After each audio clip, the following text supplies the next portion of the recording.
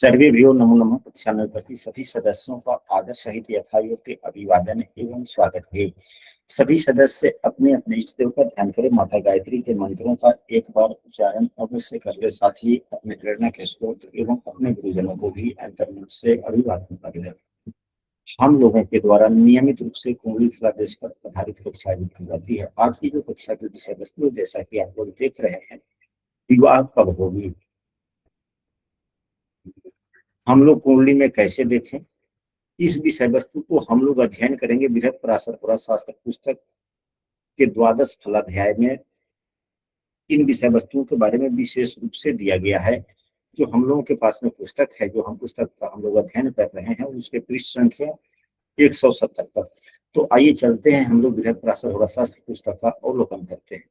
यहाँ पर देखा जाए, बृहत्पराशर होराशास्त्र के पृष्ठ संख्या 170 पर श्लोक संख्या 150 से आगे विवाह के समय के बारे में लिखा गया है कि विवाह किस समय पर होने की संभावना। यहाँ पर बहुत सी बातें लिखी गई है। यह पुस्तक उस समय की है जब बाल विवाह की प्रथा थी, या यह हजारों वर्ष पूर्व की बातें हैं। जो पुस्तक की बातें हैं वो हजारों वर्ष पूर्व की है, वर्तमान समय की बातें यह नहीं है। यहाँ पर लिखा जा रहा है कि सप्तमेश सुभग्रह की राशि में हो, शुक्र अपने उच्च या अपनी राशि में हो, तो 5वें या 9वें वर्ष में विवाह होता है। इस सूत्र की व्यापकता आज के जमाने में किस प्रकार लागू होती है, यदि यह सूत्र कुंडली में लग रहा हो। यहाँ पर लिखा गया है कि सप्तमेश सुभग्रह की राशि में हो, या सप्तमेश अच्छे स्थिति में हो, सप्तमेश अच्छे स्थिति में हो, सुभग्रह की राशि में हो, या अपने मित्र की राशि में हो, या अपने उच्च राशि में हो, कुंडली के शुभ भाव में हो, कुंडली के शुभ भाव में, तो अच्छी स्थिति मानी जाती है। शुक्र अपने उच्च या अपनी राशि में हो। अब यहाँ पर शुक्र लिखा गया, तो यहाँ पर गुरु भी होना चाहिए। तो जैसा कि हम सभी पूर्व से ही पढ़ते आ रहे हैं, कुंडली में अधिकांशतः बातें पुरुष को आधार मानकर लिखा गया है, बतलाया गया है। हाँ बुआ, आशीर्वाद, समाचार ठीक है, बोलिए। हाँ,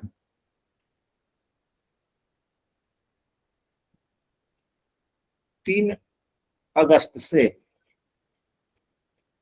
हाँ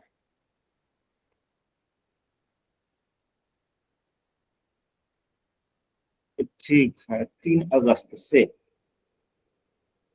ठीक है। और हाँ जी, सब वही नियम रहता है, सब पुराना ही है। और अभी हम क्लास में हैं, और 3 अगस्त से क्लास शुरू होगा। समय रहेगा सुबह के 6:30 बजे से लेकर 7:30 बजे तक। और क्लास की वीडियो इत्यादि जो हम पूर्व से जो नियम है कि मिलता है तो मिलता रहेगा।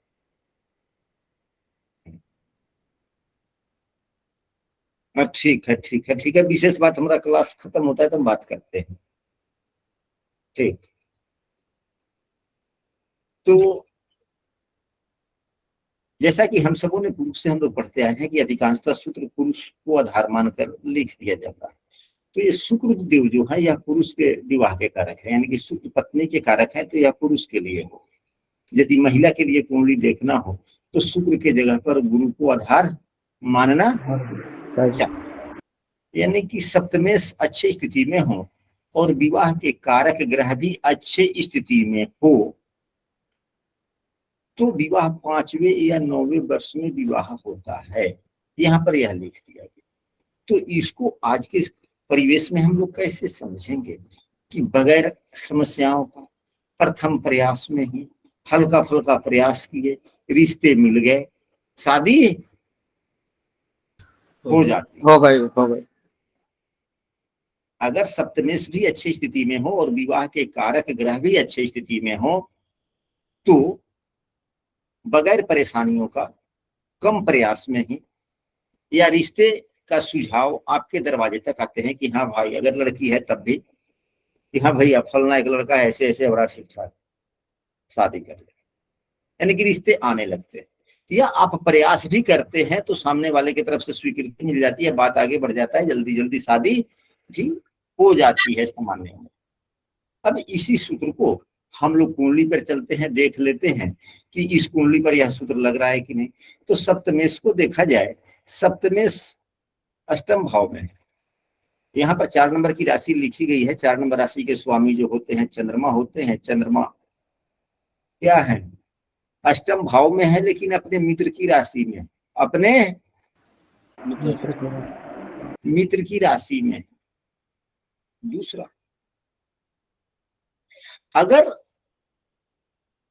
पुरुष की कुंडली मान ली जाए, पुरुष की कुंडली मान ली जाए तो शुक्र देव जो विवाह के कारक हुए, वे शत्रु राशि में हो गए, केतु के साथ भी युक्त हो गए, या सप्तमेश भी केतु से युक्त हो गया। अंशात्मक मान तो हमने यहाँ लिखा नहीं, अंशात्मक मान तो हमने नहीं लिखा।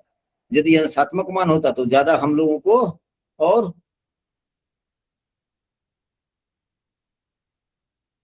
सुविधा होती, और सुविधा होती। तो यहाँ चंद्रमा का अंशात्मक मान 1335 है। चंद्रमा का अंशात्मक मान 13 है, 1335 है, 13 ही मान ले। शुक्र का अंशात्मक मान 14 है और केतु का अंशात्मक मान 7.5 है, 8 मानिए, 7 मानिए। तो यह तो 7, 6, 13, 6 अंशों का ही अंतर है। तो चंद्रमा जो सप्तमेश है वह भी केतु से पीड़ित हो गया, शुक्र भी केतु से पीड़ित हो गया। तो 8 अंश 7 अंश का दूरी कोई खास ज्यादा दूरी नहीं होता है, उतना दूरी तक तो प्रभावित कर ही देते हैं। अगर महिला की ही कुंडली मान ली जाए तो देवगुरु बृहस्पति का अंशात्मक मान अभी 9 है और सूर्य देव का अंशात्मक मान 1 है, तो 8 अंशों की ही दूरी हुआ। यानी कि पुरुष की भी कुंडली हुआ तो विवाह, अगर महिला की भी कुंडली हुआ तो विवाह के कारक ग्रह अस्त हैं। विवाह के कारक ग्रह अस्त हैं। तो फिर शादी में कुछ ना कुछ तो समस्याएं आएंगी या विलंब होगा, सरलता तो समाप्त हो गई ना। जी जी सरलता समाप्त हो गई। अगर यही चंद्रमा पंचम भाव में यहाँ पे होते तो अपने उच्च राशि पर होते, सप्तमेश उच्च का हो गया। देवगुरु बृहस्पति यहाँ नहीं होकर के कहीं अन्य जगह बैठे हुए होते, चाहे चौथे भाव में होते, 11वें भाव में होते, भाग्य भाव में होते, तो कम से कम स्थिति तो अच्छी होती। तो अभी तक हम लोगों ने यह सीखा कि यदि सप्तमेश अच्छी स्थिति में हो, और महिलाओं के लिए देवगुरु बृहस्पति एवं पुरुषों के लिए शुक्र देव यदि अच्छी स्थिति में है, बलवान है, तो शादी में समस्याएं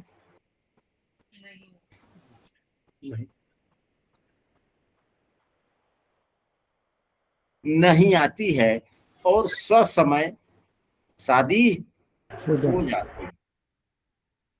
लेकिन इसके लिए इच्छा भी होना जरूरी है, इसके लिए विवाह की इच्छा भी होना जरूरी है। आजकल की परिस्थितियां भी बदल रही है, मन में तो इच्छा होता है कि शादी कर ले, लेकिन आवश्यकताएं ऐसी होती है, लोग कहता है कि नहीं थोड़ा और पढ़ लेते हैं, अपने पैरों पे खड़े हो जाते हैं, थोड़ा जॉब हो जाए फिर हम शादी करेंगे। कभी सामाजिक दबाव, कभी पारिवारिक दबाव, या कभी स्व के फैसला। तो इससे भी विवाह के योग समाप्त हो जाते हैं, विवाह की दशाएं समाप्त हो जाती है। तब जाकर कहीं नौकरी मिलती है या हमारा रोजी रोजगार मिलता है, तब हम शादी करने का प्रयास करते हैं, उस समय समस्याएं आती है। आगे बढ़ा जाए। जी अब दूसरे भाव, अब दूसरे सूत्र पे क्या लिखा जा रहा है? लिखा जा रहा है कि सप्तम भाव में सूर्यदेव हो, सप्तम भाव में सूर्यदेव सूर्यदेव हो, सप्तम भाव में सूर्यदेव हो, सप्तमेश सप्तमेश शुक्र से युक्त हो, सप्तम भाव में सूर्य हो, सप्तमेश शुक्र से युक्त हो, तो 7वें या 12वें वर्ष में विवाह होता है। यहां से हम लोगों को क्या शिक्षा मिला? गुरुजी 7वें और 12वें वर्ष और ऊपर जो लिखा था 5वें 9वें वर्ष, ये क्यों लिखा है? हाँ जी, यहाँ पे लिखा है 7वें और 12वें, और ऊपर वाले श्लोक में लिखा था 5वें और 9वें वर्ष में। इससे हाँ क्या मतलब है? हाँ, तो वही तो हम या 5वें यानी कि जन्म से 5वें वर्ष या जन्म से 9वें वर्ष में विवाह होता है। ऐसे ये पहले के हिसाब से लिखा हुआ है? पहले हाँ इतना जी, जल्दी हो जाते थे? अच्छा। हाँ जी, पहले बाल विवाह होता था, फिर बाद में जो है वह गौना इत्यादि होते थे। जी जी जी तब पुस्तकें तो हजारों वर्ष पुरानी है ना, ये तो पराशर मुनि जी की समय की पुस्तक है, उन्होंने तो वो कहा जी है ना अपने शिष्यों को, फिर शिष्यों ने लिखी, तो उस समय की बात है। तो वह सूत्र के बारे में तो हमने कहा ही है कि यह उस समय की बातें हैं कि बचपना में जब यह प्रथा चलती थी, लेकिन आज यह प्रथा नहीं चलता है। लेकिन यह योग हो कुंडली में तो कम प्रयास से शादी। यानी गुरुजी इसका अर्थ हुआ कि प्रयास के प्राथमिक स्टेज में ही हो जाती है, माने पहले ही हाँ, ज्यादा प्रयास करने की जरूरत नहीं पड़ती है। नहीं पड़ती है। जी जी जी। अब यहाँ पर देखा जाए, दूसरा सूत्र में लिखा जा रहा है कि सप्तम भाव में सूर्य हो, सप्तमेश शुक्र से युक्त हो, तो भी विवाह 7वें या 12वें वर्ष में होता है। यानी कि सामान्यतः विवाह का उम्र होने से पहले शादी कर। तो यह सूत्र हम लोग दो कायदों से लगाते हैं, चाहे पहला सूत्र हो चाहे दूसरा सूत्र हो। एक तो जैसा कि आनंद जी ने कहा कि जीवन के प्रथम पड़ाव में ही, प्रथम प्रयास में ही बगैर समस्याओं का शादी संपन्न हो जाना, यह भी हुआ। दूसरा, इस सूत्र की व्यापकता यह भी है कि जन्म होने के बाद में ही, यहाँ जो कहा 9 वर्ष, 5वें या 9वें वर्ष में, तो 9वें वर्ष आते आते यदि लड़की के ही कुंडली में यह योग बन रहा है, सप्तमें सुभग्रह की राशि में, सप्तमें उच्च है, देवगुरु बृहस्पति भी अच्छी स्थिति में है, उम्र 5 वर्ष से 9 वर्ष के बीच तक है, 9-10 वर्ष के आसपास में लड़की का उम्र हो गया, तो उसके रिश्ते के लिए लोग चयन कर लेते हैं कि यहाँ फल्ला लड़का से शादी करेंगे, मन ही मन में विचार बनाने लगते हैं, और उस लड़के से शादी भी संभवतः हो जाती है।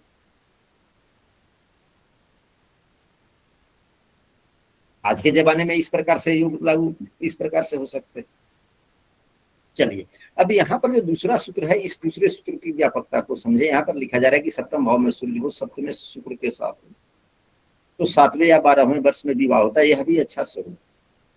तो यहां से क्या समझ में आया कि 7वें भाव में सूर्य,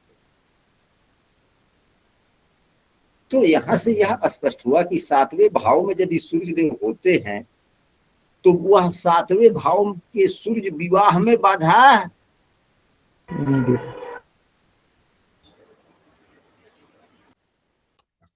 नहीं कर 7वें भाव में यदि सूर्य है तो विवाह होने में बाधा नहीं देते, क्योंकि सूर्य देव पापग्रह है ही नहीं। सूर्य पापग्रह नहीं है, क्रूर क्रूर ग्रह है ये। हाँ, अब शादी के बाद में हमारा दाम्पत्य जीवन कैसा रहेगा, यह सूर्य देव के स्थिति के ऊपर में निर्भर करता है। यह मनमुटाव भी देते हैं, पृथकतावादी देते हैं, कार देते हैं। यानी कि अगर अशुभ स्थिति में सूर्यदेव हो तो दाम्पत्य जीवन को यह काफी खराब कर देते हैं। अकेला सूर्य ही काफी हो जाता है दाम्पत्य जीवन को खराब करने के लिए। लेकिन 7वें भाव में सूर्य हो तो विवाह में बाधा नहीं देते। अगर विवाह में 7वें भाव के सूर्य होने से विवाह में बाधा होने की संभावनाएं होती तो यहाँ पर सप्तमेश शुक्र से युक्त हो, यानी कि सप्तमेश कारक ग्रह के साथ में तो है, यानी कि विवाह करवाना चाहता है, तो भाव में बैठा हुआ ग्रह अगर नहीं होने देता तो फिर कहां से होगा। तो भाव में बैठा हुआ ग्रह सपोर्ट कर रहा है ना विवाह के लिए। जी। तो सप्तमेश शुक्र के साथ में, अब यहाँ पर इस उदाहरण कुंडली में सप्तमेश शुक्र के साथ में यदि पुरुष की कुंडली है, यदि पुरुष की कुंडली है तो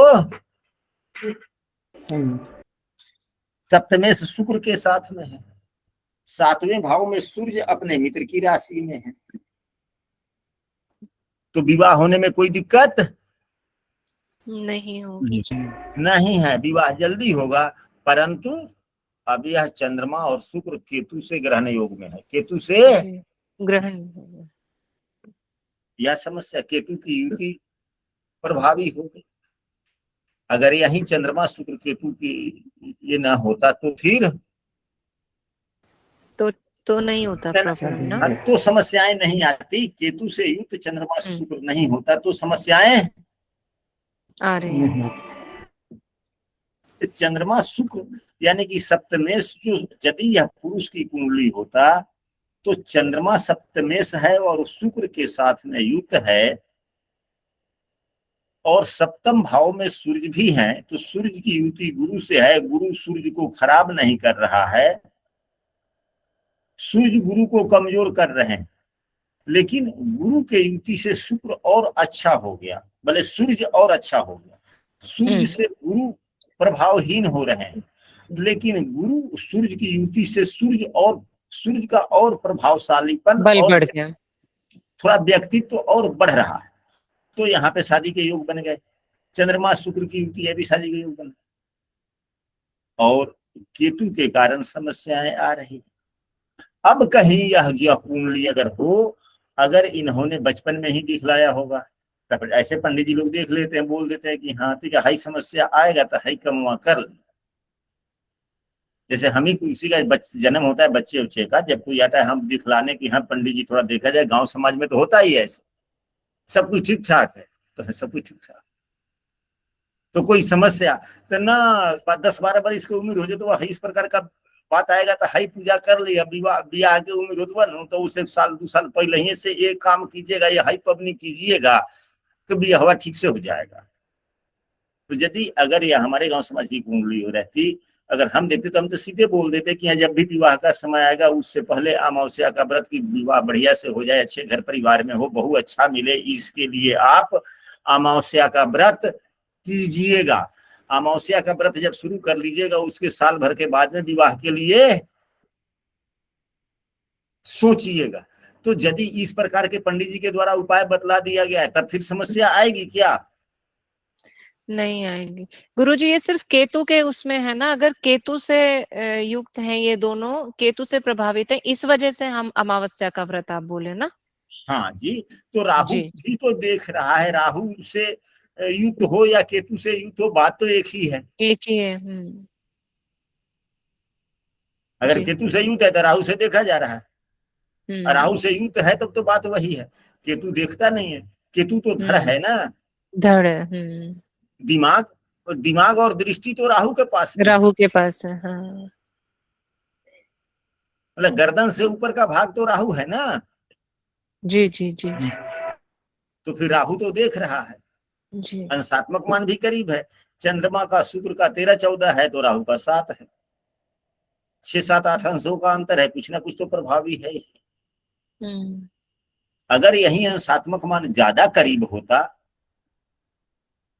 तो और पूजा इत्यादि करने के लिए कहा जाता है कि यहाँ त्रिपिंडी श्राद्ध करवा लीजिएगा, ये करवा लीजिएगा, वो करवा लीजिएगा, या तो दूरियां काफी है। तो विवाह शुरू होने से पहले, विवाह की बात शुरू करने से पहले 1.5 साल पहले से ही अमावस्या व्रत शुरू, तो कुछ ना कुछ तो। और अगर यहाँ केतु सिर्फ 3 अंश का होता तो? अगर सिर्फ 3 अंश का होता तो यहाँ तो 10 अंश से दूर हो गए ना जी, तो 3 तो उसका अंश से नहीं, जब 3 नौमांश से अधिक दूर हो जाता है तो फिर उसका प्रभाव उतना नहीं रहता, निष्प्रभावी हो जाता है। जी जी। यानी कि विवाह विच्छेद के लिए कोई प्रयास करेगा तो प्रयास करता रह जाएगा, उसका प्रयास सफल नहीं होगा। अगर यहाँ पे विवाह विच्छेद का प्रयास करेगा तो हो सकता है कैन बी पॉसिबल प्रयास सफल भी हो जाए, क्योंकि यह मध्यम स्थिति में है, 7-8 अंशों की दूरी है। अगर खास क्लोज होता, 2-3 अंशों का फासला होता, तो कोई विवाह विच्छेद का प्रयास करता तो भाई हाँ लगा बजा शादी टूट जाए, छोटी बातें बड़ी बन जाए। जी यहाँ पर यह भी हो सकता है कि अगर कोई बिचौलिया है, विवाह तोड़ने की बात कर रहा है, तो दोनों व्यक्ति उस पर सोचेगा, समझेगा अपना खूब बढ़िया से कि भाई बात सही कर रहा है कि गलत कर रहा है, जी सोच विचार कर फैसला लेगा। अगर यही दूरी काफी हो जाती, यानी कि आपने जैसा कहा कि 3 अंशों का होता, 2 अंशों का होता, तो चंद्रमा एवं शुक्र के अंशात्मक मान से राहु या केतु का अंशात्मक मान 3 नवमांश से अधिक हो गया, यानी कि 10 डिग्री से अधिक हो गया, तो निष्प्रभावी हो गया। कोई आदमी विवाह तोड़ने के लिए, रिश्ता तोड़ने के लिए बात भी कहेगा, किसी को कहेगा, चाहे लड़के वाले को कहे, लड़की वाले को, वो इग्नोर कर देगा, छोड़ो हटाओ, छोड़ो हटाओ जी। प्रभावी नहीं। हाँ, लोग ऐसे बोलते रहते हैं, जी यानी कि नजरअंदाज कर देना। जी तो दोनों सूत्र हम लोग समझ लिए, जी तो भी विवाह समय से हो जाता। अब इसके बाद में देखा जाए, दूसरे भाव में शुक्र हो, सप्तमे से 11वें भाव में हो, तो 10वें या 16वें वर्ष,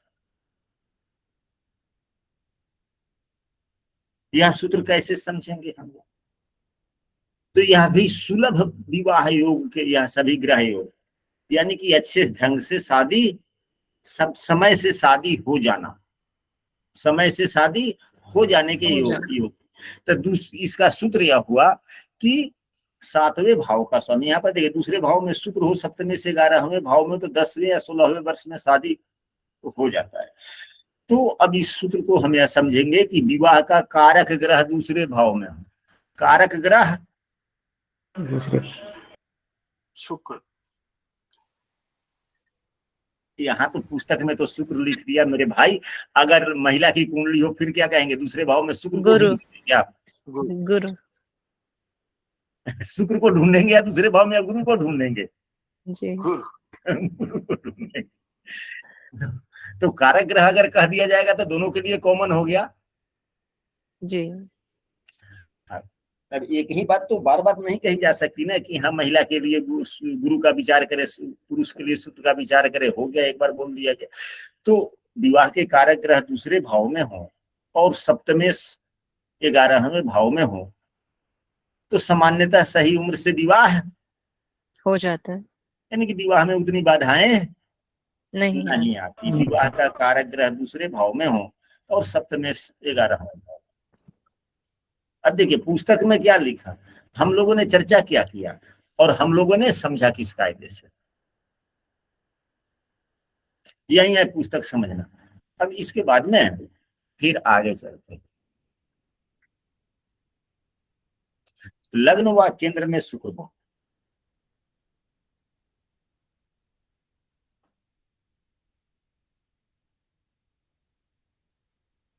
लग्नेश शनि की राशि में, तो 11 वर्ष में विवाह होता है।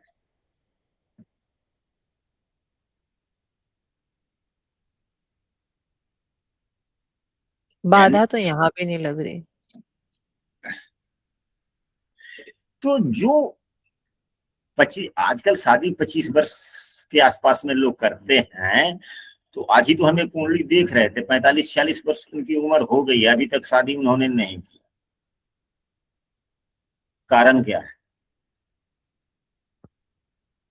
अब शादी करने का मन बना रहा है, तो चलिए ठीक, और शादी होने के योग भी है, शादी हो भी जाएगी।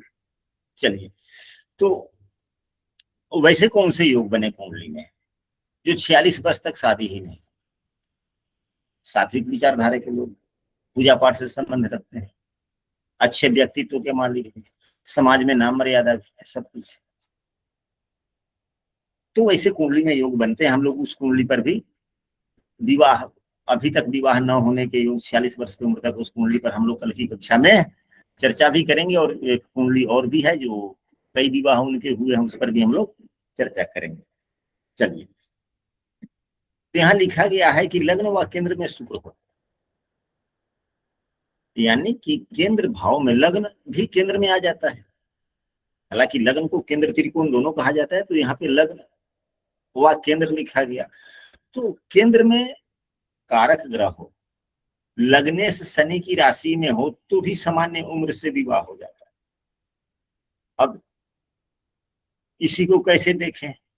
अब विवाह के कारक ग्रह केंद्र में है, यदि महिला की कुंडली है तो विवाह के कारक ग्रह केंद्र में है, और लग्नेश शनि की राशि में। तो अब यहाँ पर तो लग्नेश स्वयं शनि है, तो अपनी ही राशि में होते या स्वयं की राशि से तो उत्तम उनकी उच्च राशि हो जाती है। तो हम ऐसे समझ सकते हैं कि लग्नेश शनि की राशि में हो या तुला राशि में भी अगर बोल देते हैं तो भी अच्छी बात है, क्योंकि शनि का वहां पे सबसे ज्यादा प्रभाव रहता है, अपने स्वराशि से ज्यादा प्रभाव रहता है ना उनकी अपनी उच्च राशि पर। किसी भी ग्रह का अपने उच्च राशि पर अपने राशि से ज्यादा प्रभाव रहता है।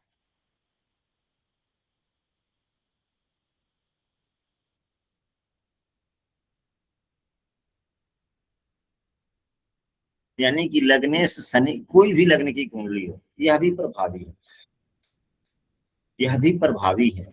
किसी भी लग्न की कुंडली हो, शनि देव लग्नेश शनि की राशि में हो और विवाह के कारक ग्रह महिला के लिए देव गुरु बृहस्पति, पुरुष के लिए शुक्र देव प्रथम, चौथे, सातवें या 10वें भाव में हो तो सामान्यतः विवाह में उतनी बाधाएं नहीं आती है, सामान्य सी रिश्तों पर विवाह हो जाता है।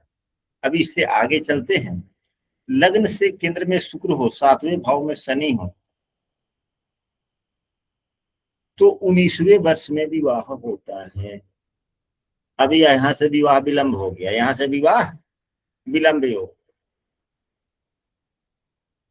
या विवाह विलंब योग का योग है। यहाँ पर 19 वर्ष न समझें, 11 वर्ष तक ही समय से विवाह।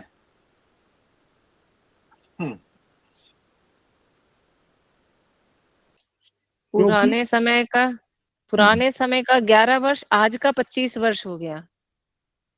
हाँ, जो भी संख्या है उसमें गुरुजी 10 जोड़ दें।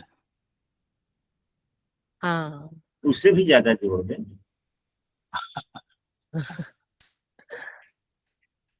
यह तो कक्षा है, यहाँ पर वार्तालाप हो सकता है।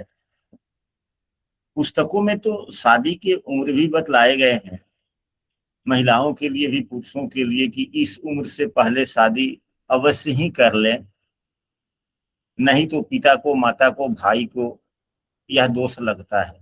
इस प्रकार की बातों को आप लोगों ने पढ़ा होगा, पढ़ा है कि नहीं पढ़ा है? पढ़ने को तो मौका मिला हो। जी गुरु। तो अब उससे दूने उम्र तक तो लोग कहते हैं कि अभी तो बच्चा पढ़ ही रहा है, अभी बस अगले साल परीक्षा देगा, नौकरी हो जाएगा, तब हम कुछ इसके बारे में सोचेंगे। अभी तो हमने सोचना भी शुरू नहीं किया है, अभी हमने सोचना भी शुरू नहीं किया है। तो उस हिसाब से जहां पर अब यह 19वां वर्ष आ जाए तो समझे कि विवाह में थोड़ा विलंब।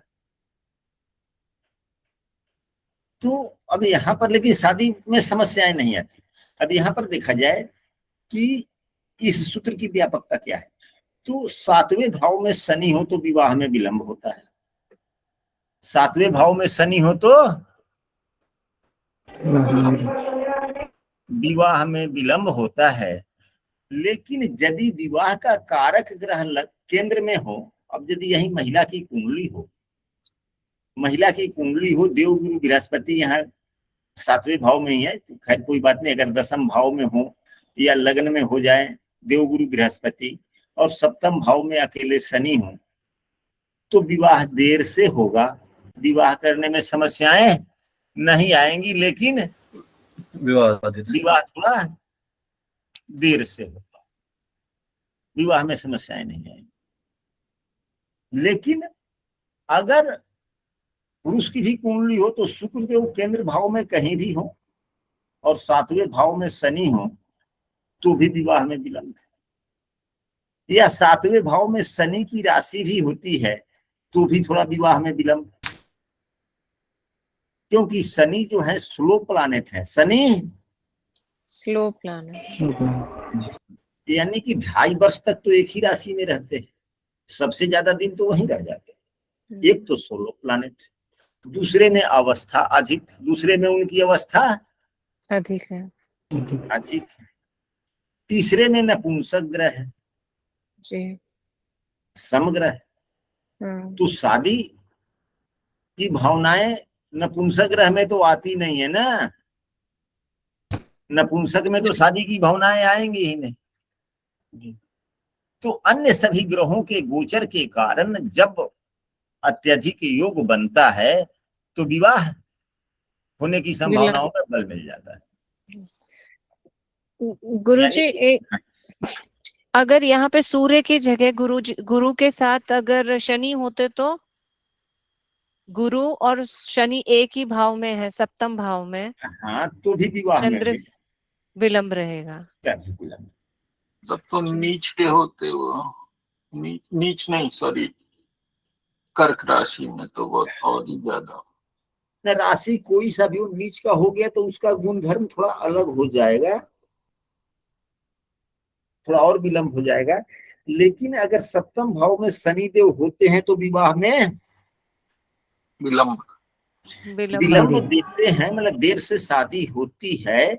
अगर विवाह के कारक ग्रह केंद्र में हो तो विवाह हो जाता है, जब विवाह होने को होता है तो ज्यादा समस्याएं नहीं आती है।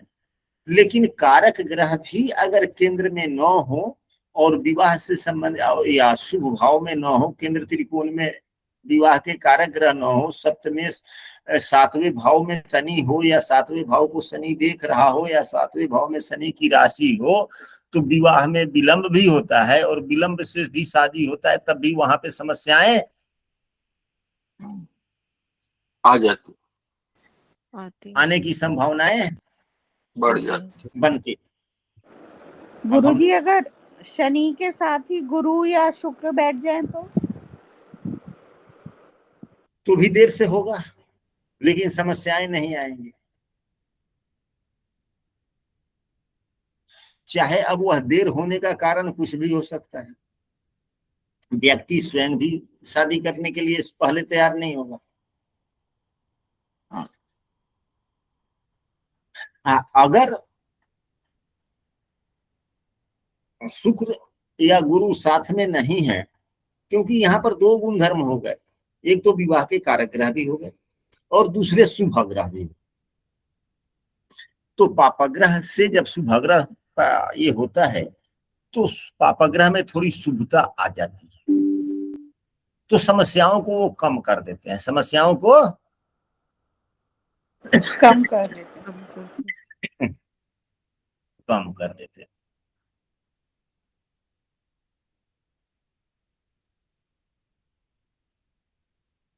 यहाँ भी चंद्रमा से 7वें भाव में शुक्र हो, शुक्र से 7वें भाव में शनि, तो अब यहाँ पे एक और बात आ गया, यहाँ पर लिखा जा रहा है, ये पढ़िए, चंद्रमा से 7वें भाव में शुक्र हो और शुक्र से 7वें भाव में शनि हो। मतलब क्या हुआ? चंद्रमा एवं शनि एक साथ हो और चंद्रमा और शुक्र सामने, मतलब 7वें भाव में, यानी कि कुंडली में 20 योग का निर्माण हो रहा हो और कुंडली में 20 योग का निर्माण हो रहा हो और शुक्र से दृष्ट हो, शुक्र से दृष्ट हो या यह 20 योग शुक्र को देख रहा हो, तो विवाह लेट से होता है। क्योंकि यहाँ पर विवाह के लिए उम्र 5 वर्ष से ही शुरू किया गया है, पुस्तक में पढ़े।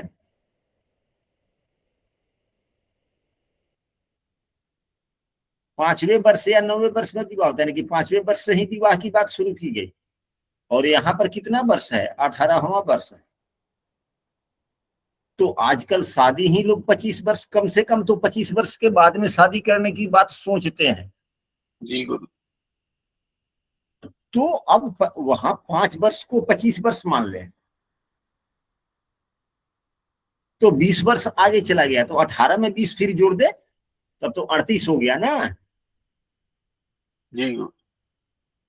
अगर 5 वर्ष में सामान्यतः अच्छे ढंग से विवाह, कोई समस्या ही नहीं, तो आजकल 25 वर्ष में शादी हो जा रहा है, कोई दिक्कत नहीं। उससे पहले तो कोई सोचते तक नहीं।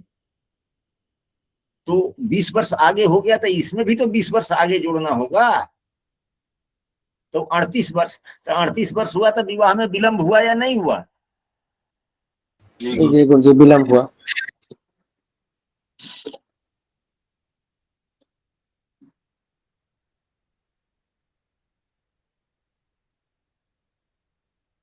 सामान्यतः 15 वर्ष तक जो पुस्तक में जो विवाह के योग के उम्र बतलाए गए हैं, ग्रह योग बतलाए गए हैं, वह सामान्यतः ठीक है। 15 वर्ष से अधिक को हमारे गुरुजनों ने कहा है कि आज के समय में विलंब विवाह, विलंब हो रहा।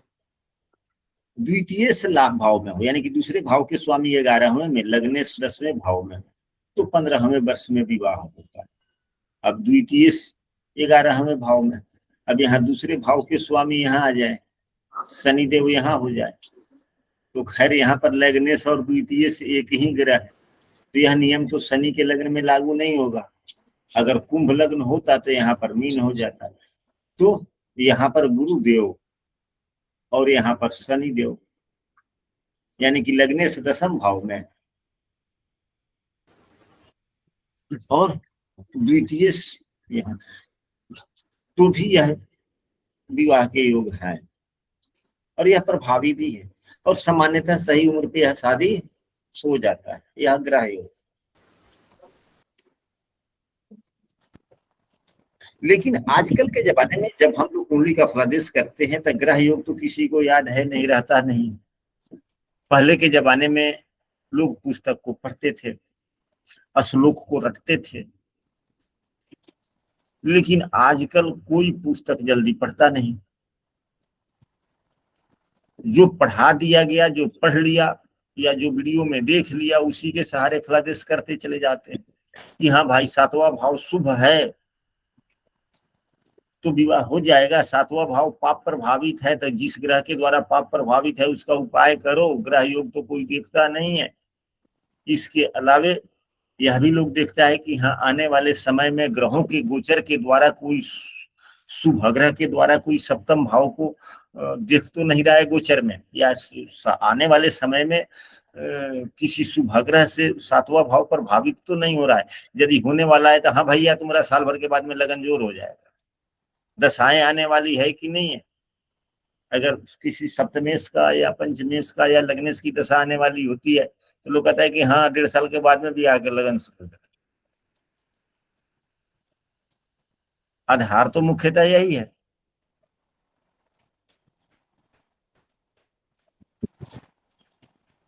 जो आजकल उपयोग लोग करता है, लेकिन यह सूत्र है, प्रभावी सूत्र है, कुंडली पर लगती है कि यदि दूसरे भाव के स्वामी लाभ भाव में हो, लग्नेश 10वें भाव में हो, तो शादी समय से हो जाती।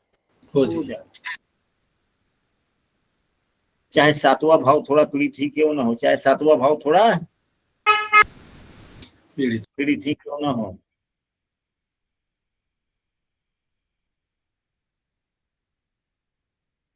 अब क्यों? तो लग्नेश ही विवाह के सुख भाव में आ गया। मतलब जिसको विवाह का सुख चाहिए वह विवाह के सुख भाव में आ गया, तो इसको तो समय से वैवाहिक सुख मिलेगा ही। जी गुरु। और लग्नेश अपने कर्म भूमि में भी आ गया, विवाह के सुख भाव में आया, मिल रहा है। दूसरा भाव हमारे स्वजनों का है और विवाह की आयु भी है। विवाह का आयु यहीं से देखते हैं, स्वजन भी यहीं से विचार करते हैं। तो ये कहाँ चले आए? तो 7वें से 5वें भाव में चले आए। 7वें से 5वें भाव में, 5वें में चले आए। तो यदि लग्न का प्रेम भाव 5वां है, यह भाव है, तो सप्तमेश का भी तो 7वें भाव का भी तो प्रेम भाव 11वां हो गया। हाँ, तो सप्तमेश का यानी कि 7वें भाव का जो प्रेम भाव 11वां हुआ, वहीं पे आपका स्वजन आके चला गया, वहीं पे आपका स्वजन आ गया। तो इसमें इस योग को हमारे बाबा कहते थे कि ऐसी शादियां जान पहचान में हो जाती है। यह योग या जान पहचान योग बोलते थे बाबा, क्योंकि स्वजन ही है वहां पे। जी 11वें भाव में होने से। हाँ जी, अगर दूसरे भाव के स्वामी 11वें भाव में हो और लगने से 10म भाव में हो, तो व्यक्ति अपने व्यक्तित्व के आधार पर, व्यक्ति अपने व्यक्तित्व के आधार पर स्वजनों के ही जान पहचान में उसकी रिश्तेदारी हो जाती है और सत समय शादी हो जाता है। अच्छा, अब इसके बाद में चलते हैं। धनेश लाभ भाव में हो, लाभेश 11वें भाव के स्वामी हो, तो 13वें वर्ष में विवाह हो जाए। यानी कि द्वितीयेश एवं एकादशेश का स्थान परिवर्तन, एकादशेश एवं द्वितीयेश का स्थान परिवर्तन हो तो सामान्यतः शादी समय से हो जाता है। यह भी सूत्र प्रभावी है। यह भी हम लोग बार बार जब तलाश करते हैं तो वहां पे चर्चा करते हैं कि यह एक ही प्रकार का योग नहीं है, यह आय के वृद्धि का भी है, आय वृद्धि योग भी है और वैवाहिक सुख का भी योग है। यह दोनों ही लाभ देता है। यह बातें कुंडली पर खरी उतरती है। यानी कि द्वितीयेश एवं एकादशेश का लाभ राशि परिवर्तन। इस उदाहरण कुंडली में एकादशेश मंगल देव हैं और द्वितीयेश शनि देव हैं। अगर यही शनिदेव यहाँ पर होते 11वें भाव में और मंगल यहाँ पर होते, तो यह एक प्रकार का धन योग भी हुआ। आप लोग देखें ना, आपके काफी मित्रों की कुंडली में एकादशेश एवं द्वितीयेश का राशि परिवर्तन होगा, तो क्या उनकी शादी समय से हो गई या काफी परेशानियों के बाद में शादी हुआ? तो आप पाएंगे कि उनकी शादी समय से हो गई थी या विलंब से भी हुआ था, तो उनके कारण विलंब हुआ, वैसे शादी सामान्य स्थिति से हो गई, कोई समस्याएं नहीं।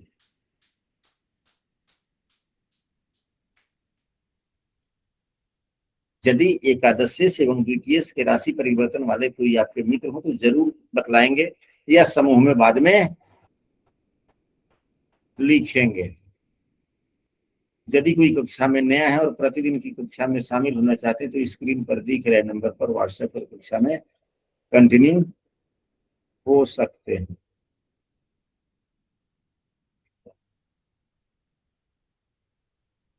इसके बाद में हम लोग एक दो सूत्र को कम से कम एक सूत्र को और पढ़ते हैं।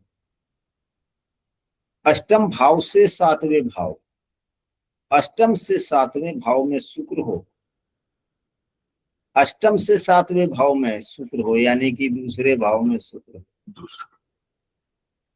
और सप्तमेश मंगल से युक्त हो तो भी विवाह में विलंब है।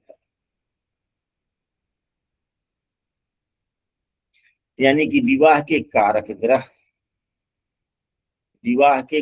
ग्रह दूसरे भाव में हो और सप्तमेश मंगल की युक्ति, तो ये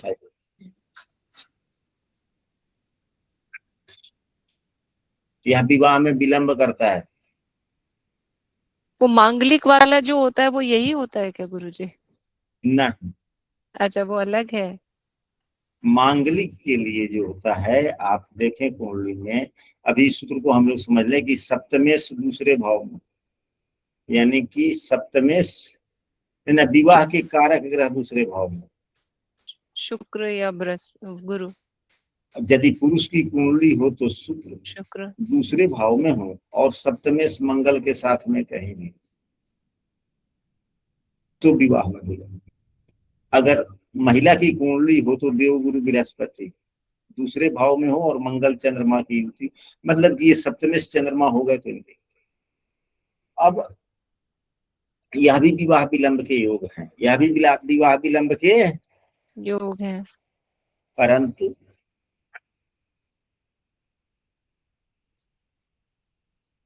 अगर मंगल अच्छे स्थिति का हो या विवाह का कारक ग्रह जो हो गया दूसरे भाव में, अगर यह अच्छे स्थिति का हो तो यह सूत्र उतना प्रभावी नहीं होगा। नहीं होता, क्योंकि विलंब नहीं करेगा, फिर सामान्य से हो जाएगा। क्योंकि विलंब तो तब करेगा जब वह कुछ परेशान होगा। अब आपने कहा जो मांगलिक, तो वह चंद्रमा के साथ में मंगल की युति, मांगलिक तो कुंडली को बनाती है, कुंडली को मांगलिक बनाते हैं।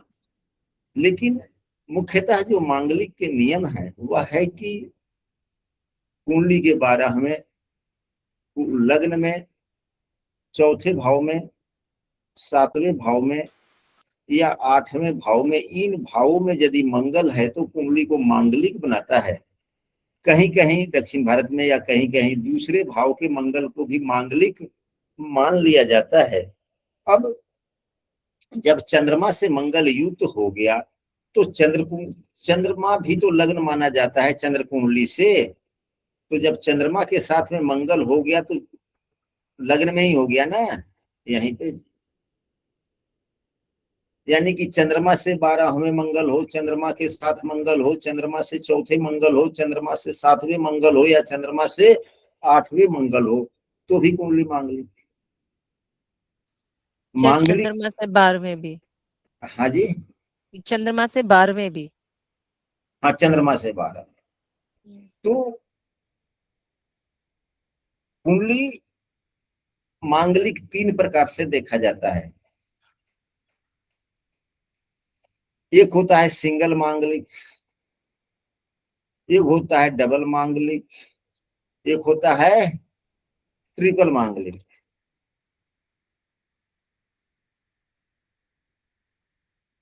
सिंगल मांगलिक उतना परेशानी नहीं देता, डबल मांगलिक थोड़ा खराब कर देता है, ट्रिपल मांगलिक तो और ज्यादा खराब हो गया। गुरुजी ट्रिपल मांगलिक शुक्र से देखते हैं क्या, क्या चीज से देखते हैं ट्रिपल मांगलिक? अरे भैया लग्न से मंगल मांगलिक हो गया तो एक प्रकार से हो गया सिंगल मांगलिक, लग्न से केवल मांगलिक है तो सिंगल मांगलिक। ये चंद्र से दूसरे, केवल चंद्रमा से मांगलिक है तो भी सिंगल मांगलिक। जी जी ठीक। अगर यह दोनों से मांगलिक हो गया तो डबल मांगलिक। डबल मांगलिक ठीक है। अगर पुरुष की कुंडली है तो शुक्र से भी अगर मांगलिक हो, यानी कि शुक्र से 12वें मंगल हो, शुक्र के साथ मंगल हो, शुक्र से चौथे हो, शुक्र से 7वें हो, शुक्र से 8वें हो, तो यह 3 प्रकार से मांगलिक। अगर केवल शुक्र से मांगलिक बना तो सिंगल, चंद्रमा से बना तो सिंगल, लग्न से बना तो सिंगल, किसी भी 2 से बना तो डबल, और 3 से बन गया तो ट्रिपल। उसी प्रकार महिला के लिए लग्न से भी, चंद्रमा से भी और बृहस्पति से भी। बृहस्पति से भी।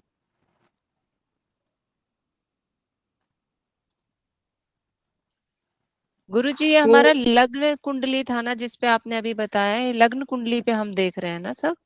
हाँ जी, D1।